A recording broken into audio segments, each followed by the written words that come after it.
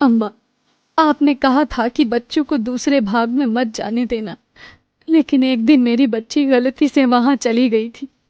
तब से माँ ने पूरी कहानी उन्हें कह सुनाई। माँ की बात सुनकर उनके माथे पर चिंता की लकीरें उभर गई। ये कैसे हो सकता है? उन्होंने घड़े से निकालकर एक गिलास पानी पिया। आप पहले क्यों नहीं आई? अब बहुत देर हो गई है। क्या मतलब है आपका? खुद को संभालिए मैडम जी। मैं जो बोलने वाली हूँ आप शायद बर्दाश्त नहीं कर पाएंगी। आपकी बच्ची पेट से है। क्या बकवास कर रही हैं आप? मैं सच कह रही हूँ। इतिहास खुद को दोहरा रहा है। ये सब पहली बार नहीं हो रहा है। लेकिन कैसे? कौन? मतलब हो क्या रहा है ये सब? मैं आपको पूरी बात बताती हूँ। आप थोड़ा धैर्य रखिए। मैं अपने अम्मी अब्बू की इकलौती संतान नहीं हूँ। मेरी एक बड़ी आपा भी थी जिनका नाम रेशम था। मुझसे अब 15 बरस बड़ी थी। तकरीबन 90 बरस पहले की बात है। अब्बू डाक विभाग में चतुर्थ वर्गीय कर्मचारी थे। देश पर अंग्रेजों का राज था। अंग्रेज अफसरों के रुकने और ठहरने के लिए इस आलीशान हवेली को डाक बंगला बना दिया था, जिसकी देखभाल की जिम्मेदारी मेरे अब्बू की थी। अब्बू पूरी ईमानदारी से अपना काम करते थे। मेरे अम्मी अब्बू हवेली के जर्जर हो चुके भाग में जो आखिरी कमरा है वहां रहते थे। उस समय ये कमरा ऐसी हालत में नहीं था। मेरी 13 वर्षीय आपा भी उसी कमरे में उनके साथ रहती थी। धीरे धीरे आपा गुमसुम सी रहने लगी। फिर बाहर आना जाना भी बंद कर दिया और अकेले कमरे में बंद रहने लगी। अक्सर वो रात को दीवारों को देखकर अजीब अजीब सी आवाजें निकाला करती थी। कभी बैठे बैठे रोने लगती तो कभी हंसने लगती। मेरी माँ को आपी के जन्म के बाद कोई बच्चा नहीं हो रहा था। इसी हवेली में आने के 2 साल बाद अम्मी की कोख फिर से हरी हो गई। उधर अंग्रेजी सरकार से हवेली की देखरेख के नाम पर मोटी रकम आने लगी। उस दौर में जब हर ओर गरीबी और भुखमरी फैली हुई थी, हमारे घर में अन्न धन की भरमार थी। ऊपर से रहने के लिए आलीशान हवेली। अम्मी अब्बू खुद को भाग्यशाली समझते और अपनी किस्मत पर रश्क करते। उनके जीवन में सिर्फ एक कष्ट था और वो था आपी का यूं दिनों दिन बदलता व्यवहार। अब्बू आपी को कई बार मौलवी और ओझा के पास भी लेकर गए, लेकिन उसकी हालत में सुधार नहीं आया। कोई भी डॉक्टर, वैद्य, हकीम, तांत्रिक उनकी परेशानी की नब्ज नहीं पकड़ सका। इधर अम्मी अपनी गोद हरी होने की खुशी में फूली नहीं समा रही थी और उधर एक खौफनाक खबर से उनका सामना हुआ। आपी पेट से थी। उस दिन अम्मी को देखने आई दाई ने आपी को देखकर अम्मी के कान में ये बात बताई तो उनको अपने कानों पर विश्वास नहीं हुआ। सारा दिन कमरे में बंद रहने वाली आपी कैसे पेट से हो गई? लोक लाज का भय अम्मी को भीतर तक हिला गया। किसी तरह हिम्मत करके अब्बू को सारी बात बताई तो मानो घर में तूफान आ गया। ये बात कल्पना और विज्ञान से बिल्कुल परे थी। कोई कन्या इस तरह भला कैसे? आपी को बहुत प्यार से पूछा, लेकिन उसने कोई जवाब नहीं दिया। अब्बू के गुस्से और मार के सामने भी आपी की जुबान नहीं खुली। कोई और उपाय ना सूझा तो आखिर में गांव के एक बुजुर्ग को अब्बू ने सारी बात बताई। उन चचा ने अब्बू को एक तांत्रिक का पता दिया। अब्बू रेशम आपा का पहना हुआ एक कपड़ा लेकर उस तांत्रिक के पास जा पहुंचे। तांत्रिक ने अब्बू से आपी का कपड़ा लेकर सूंघा और कुछ मंत्र साधना करने लगा। कुछ देर बाद तांत्रिक ने अब्बू को कहा, तुम्हारी बेटी का बचना बहुत मुश्किल है, लेकिन मेरी बेटी को हुआ क्या है और ये सब क्यों हो रहा है? तुम्हारी बेटी पर किसी भूत प्रेत या आत्मा का साया नहीं है। अगर ऐसा होता तो मैं शायद तुम्हारी बेटी को बचा भी लेता। मतलब तुम्हारी बेटी के जिस्म को एक जिन ने अपने काबू में कर रखा है। जिन्न बहुत शक्तिशाली होते हैं, उन्हें रोकने की ताकत इंसान के पास नहीं है। जिनों की अपनी एक अलग दुनिया होती है, वो हमारी दुनिया में बिना किसी आवाहन के नहीं आते। जरूर किसी ने उसे अपने स्वार्थवश यहाँ बुलाया होगा, लेकिन मेरी बच्ची ही क्यों? आप मुझे कल तक का समय दो, मैं अपनी साधना से पता लगाता हूँ ये जिन यहाँ क्यों और कैसे आया है और आपकी बच्ची से क्या चाहता है। सारी रात आंखों में काटने के बाद अगले दिन सवेरे ही अब्बू तांत्रिक के पास पहुंच गए। मैंने सारी रात कब्रिस्तान में तंत्र साधना की है। आपकी बच्ची पर बहुत ही शक्तिशाली जिन का साया है। इस जिन को इसकी दुनिया में से एक खास मकसद के तहत बुलाया गया था। इस हवेली में रहने वाले सम्राट ने अपनी अंधी महत्वाकांक्षा को पूरा करने के लिए एक ओझा को पैसा देकर जिनों की दुनिया का रास्ता मालूम किया। वो बहुत पहुंचा हुआ ओझा था। उसने अपनी महानता सम्राट के समक्ष सिद्ध करने के लिए जिनों की दुनिया के राज महाराज के समक्ष साझा कर दिए। जुनूनी सम्राट ने सब कुछ जल्दी और आसानी से पाने की जिद में जिन का आह्वान किया। अपनी दुनिया छोड़कर आने का क्रोध नेत्रों में भरकर जिन ने सम्राट से प्रश्न किया, क्यों बुलाया मुझे? राजा की आंखों में चमक आ गई। उसे लगा कि जिन की सहायता से वो सारी दुनिया को अपनी मुट्ठी में कर लेगा। मैं चांदपुर का सम्राट हूँ, तुम मेरी सेवा में हाजिर हुए हो। मेरी आज्ञा का पालन करना तुम्हारा धर्म है। सम्राट की बात सुनकर जिन ने अट्टहास किया, मैं किसी का सेवक नहीं, मैं पूछता हूँ क्यों बुलाया मुझे? जिन दुगनी तेजी से चिल्लाया और अचानक से पहाड़ की तरफ ऊंचाई में फैलने लगा। यह सब देख राजा को घबराहट होने लगी। उसने तो ओझा की लिखी पुस्तक में पढ़ा था कि जिन इंसान को अपना आका समझकर उसकी हर मुराद पूरी करता है, किंतु ये तो अलग ही मिजाज का जिन है। इंसान ने जब जब अपने दायरे से बाहर निकलकर दूसरी दुनिया को जानने की उत्सुकता में कोई भी मूर्खतापूर्ण कदम उठाया है, तो उसे विनाश ही हासिल हुआ है। मनुष्य बेशक दुनिया का सबसे बुद्धिमान और ताकतवर जीव है, किंतु हर बार उसका अध्ययन और अनुमान सटीक बैठे ऐसा जरूरी तो नहीं। ओझा के अनुमान के उलट ये जिन सृजन नहीं, विनाश लेकर आने वाला था। जिन फिर से गुर्राया, क्यों बुलाया मुझे मेरे लोक से? मामा जल्दी घर चलो। सचिन ने आकर माँ को झिंझोरा। सचिन की आवाज से माँ वर्तमान में लौट आई। क्या हुआ? कोई खास बात है क्या? माँ खुद अपनी आंखों से चलकर देखो क्या हुआ है। घर पहुंचकर माँ ने जो देखा उससे उनका कलेजा मुंह को आ गया। माँ ने देखा कि मैं खड़ा खड़ा गिर रहा था। विनी दोहरी आवाज में कुछ बोल रही थी। एक आवाज उसकी खुद की थी जिसमें वो मदद के लिए पुकार रही थी, और दूसरी मर्दाना आवाज बहुत भारी और गरज के साथ आ रही थी। मर्दाना आवाज स्पष्ट नहीं थी, लेकिन इतना जरूर समझ आ रहा था कि वो कुछ धमकी भरी बात कर रहा है। विनी का शरीर पूरा कर चुका था। गर्दन बाएं और झुकी हुई थी। मुंह से बेतहाशा गिरती लार ऊपर की ओर चढ़ी हुई आंखें, और दोनों हाथ मानो अलग अलग दिशा में मरोड़े हुए प्रतीत हो रहे थे। उसके खुले बिखरे बाल पूरे दृश्य को और भयावह बना रहे थे। दूसरी ओर सोनी दीवार की ओर मुंह किए जाने की आ बड़बड़ा रही थी। घर पहुंचते ही इतनी भयानक स्थिति देखकर मां थर थर कांपने लगी। हाथ जोड़कर विनी और सोनी को छोड़ देने की गुहार करने लगी। मां को देखकर सोनी भी गुस्से में मां की ओर ही घूरने लगी।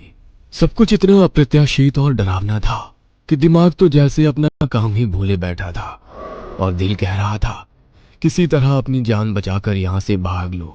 हमसे गलती हुई जो इस हवेली में रहने आ गए। तुम जो भी हो, हम कल ही ये हवेली खाली करके चले जाएंगे, फिर कभी लौट कर ना आने के लिए। बस मेरी बच्चियों को बख्श दो। माँ विलाप कर रही थी। विनी ने खून से सुर्ख आंखें टरेर कर गर्दन टेढ़ी करके कहा। सोनी अपना सर दीवार में मारने लगी। हवेली में सामान अपने स्थान से गिरने लगे। भवन के जर्जर पड़े भाग में एक हिस्से की छत गिरने की आवाज से हम सभी की चीख निकल गई। उधर वो जोर जोर से अट्टहास कर रही थी। हम सभी के क्रोने पीटने के बीच जाने कब अम्मा भी आकर हमारे पीछे खड़ी हो गई, हमें पता ही नहीं चला। अम्मा ने उर्दू में कुछ लफ्ज फुसफुसाए और सोनी के सर पर हाथ रख दिया। सोनी का शरीर तुरंत जिन के कब्जे से मुक्त हो गया। अम्मा के मंत्र की ध्वनि सुनकर विनी कानों पर हाथ लगाए वहां से अपने कमरे की ओर दौड़ पड़ी। हवेली में उठ रहा तूफान भी शांत हो गया। हम सभी एक दूसरे को गले लगाकर बेसूध हुए रोते जा रहे थे। अम्मा, आज आप ना आती तो वो शैतान मेरी सोनी को भी अपने कब्जे में ले लेता। वो हम सबको कहीं नहीं जाने देगा। हम सब यही एक एक करके मारे जाएंगे। सचिन ने रोते हुए कहा। अम्मा, आप ही कोई उपाय सुझाइए। आप अपने मंत्र से मेरी विनी को भी ला दीजिए। मैं कुछ नहीं कर सकती मैडम, ये तो बस कुछ ही देर तक असर करेगा। उसके बाद जिन चाहे तो फिर से अपना कब्जा जमा सकता है। आप अपनी कहानी पूरी करिए। आगे क्या हुआ, मुझे पूरा सच जानना है। जिन का क्रोध बढ़ गया। उसने इफरित की मांग की। सम्राट इफरित का अर्थ नहीं समझ सका। उसने जिन को धन दौलत गहनों का लालच देने का प्रयत्न किया। जिन ने क्रोध में अपना आपा खो दिया और उसने सम्राट की उसी क्षण हत्या कर दी। उसके बाद जिन ने जो भी उसके सामने आया सबका खून पी लिया। पूरी हवेली लाशों से पटी पड़ी थी। धीरे धीरे लाश वहीं पड़ी सड़ने लगी। पूरे गांव में खबर फैलने के कारण कोई भी हवेली के आसपास तक नहीं आया। लाशों की सड़न सीलन और हवेली में फैले घुप अंधेरे ने जिन को सुप्त अवस्था में पहुंचा दिया। बरसों तक इंसानी हलचल ना होने के कारण जिन सबसे भीतर के बदबूदार और सीलन भरे कमरे में लुप्त हो गया। बरसों बीत गए। दशक बाद भी जब वहां कोई अनहोनी ना घटित हुई तो लोग धीरे धीरे उस हादसे को भूलकर हवेली के आसपास आने जाने लगे। फिर अंग्रेजी हुकूमत ने वीरान पड़ी हवेली को डाक बंगला बनाकर मेरे पिताजी को यहाँ भेज दिया। धीरे धीरे हवेली की साफ सफाई की गई। भीतर के जिस कमरे में मेरे अम्मी अब्बू रहने आए वहीं जिन भी अदृश्य रूप में विद्यमान था। दशक बाद इंसानी जिस्म की महक पाकर वो क्रोध में भर उठा, किंतु जैसे ही उसने मेरी आपी रेशम को देखा वो उसके जिस्म की महक से मचल उठा। इफरित, वो खुशी से झूम उठा। इफरित यानी जिन की महिला साथी। जिन लोक में उनके लिए धन दौलत ऐश्वर्य किसी भी वस्तु की कोई कमी नहीं थी। बस एक ही वस्तु थी जो जिन लोक में नदारत थी, वह थी इफरित यानी महिला जिन।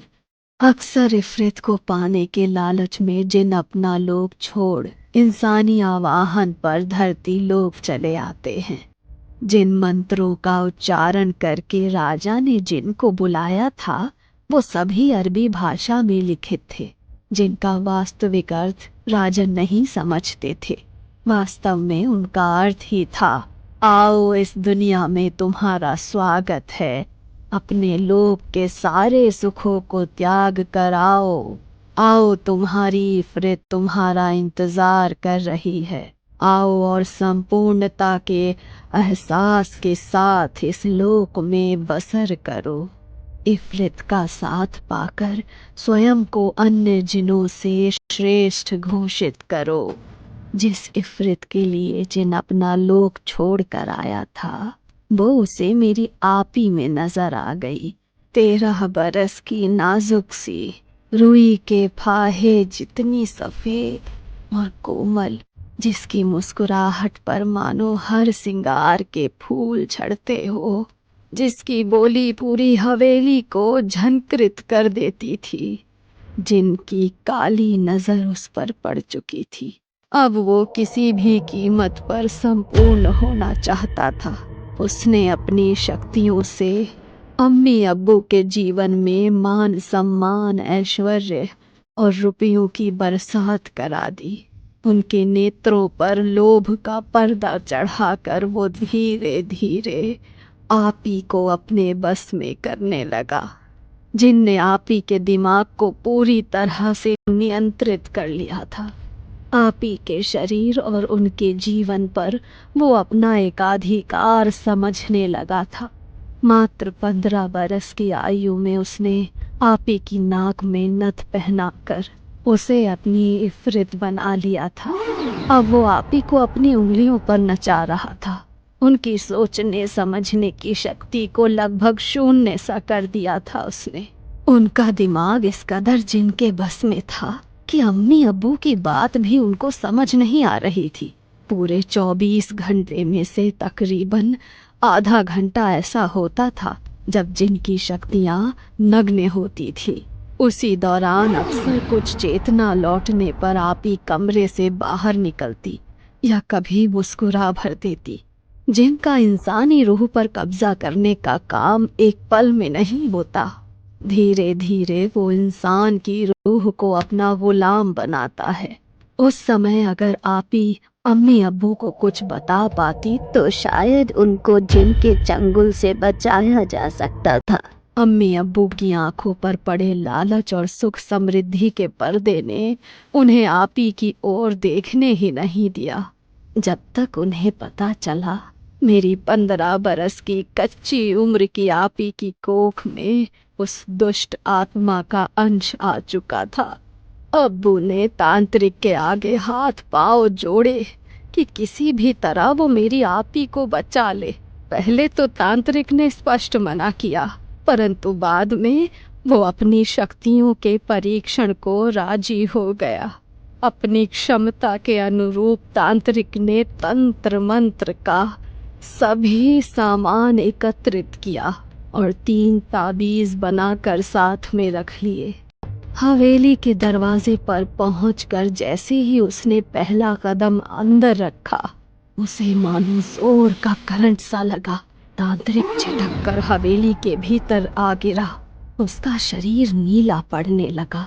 अब्बू अम्मी तांत्रिक की हालत देखकर जिनकी शक्ति का अंदाजा लगा रहे थे।